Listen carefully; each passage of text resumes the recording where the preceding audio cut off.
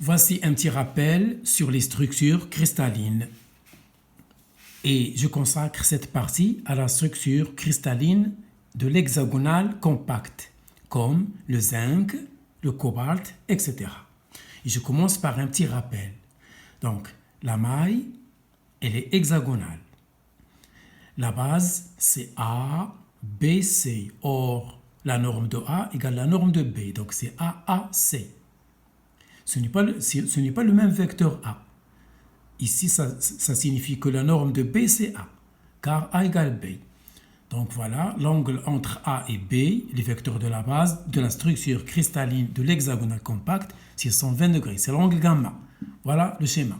Voilà A, B, C et l'angle gamma 120. Le C est orthogonal à B, le C est orthogonal à A. Donc c'est orthogonal au plan AB. Il faut connaître ça par cœur. Notre rappel, c'est la coordinance. La coordinance, c'est le nombre d'atomes les plus proches voisins à un atome de la maille, bien sûr, situé à la même distance. Ici, c'est 12. Voici un schéma qui le rappelle. Voilà l'hexagonal compact. Les points noirs représentent des atomes.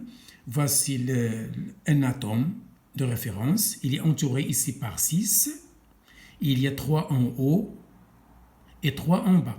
Il y a un hexagone en haut et l'hexagone dans la figure. Donc, il y a 3 en haut dans l'espace. Ce sont les 3 atomes à l'intérieur de la maille, du haut.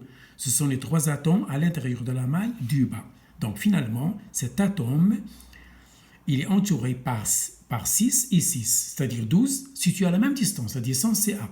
Petit a, petit a, petit a, petit a, petit a, petit a, etc. Donc, voilà pour la coordinance, c'est 12. Voilà, et je passe au volume. C'est très important, le volume.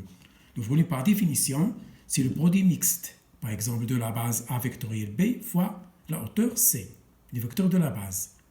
Je fais les calculs, la norme fois la norme, c'est la même norme A carré. Le signe entre A et B, c'est 120 fois la norme de C. On va montrer tout à l'heure que C est lié à A par cette relation. C égale 2A racine de 2 tiers. On va le montrer, il faut l'apprendre par cœur. C égale 2A racine de 2 tiers. Voilà. Donc voilà, c'est ce que j'ai posé comme problème dans le deuxième paragraphe de problème, c'est-à-dire problématique. Quelle relation y a-t-il entre A et C? On aura besoin de ceci pour calculer le volume de la maille et déduire donc la masse volumique du cristal. Je rappelle que la masse volumique, en général, c'est ρ égale 1 sur V. La masse M est liée à la masse molaire, au nombre d'atomes et à la constante de Avogadro par cette relation, vue déjà au lycée. Voici le volume. Ce sont des rappels, toujours. Là, je continue. Voilà. Maintenant, on va chercher et on va achever la leçon ici, rapidement. On va chercher la relation entre A et C. Entre A et C. Donc, je considère la pseudo-maille de l'hexagonal compact, c'est-à-dire un tiers de la maille. Le voici schématisé ici de façon simplifiée. Ça y est, voilà A, l'axe X, B, l'axe Y, C, l'axe Z.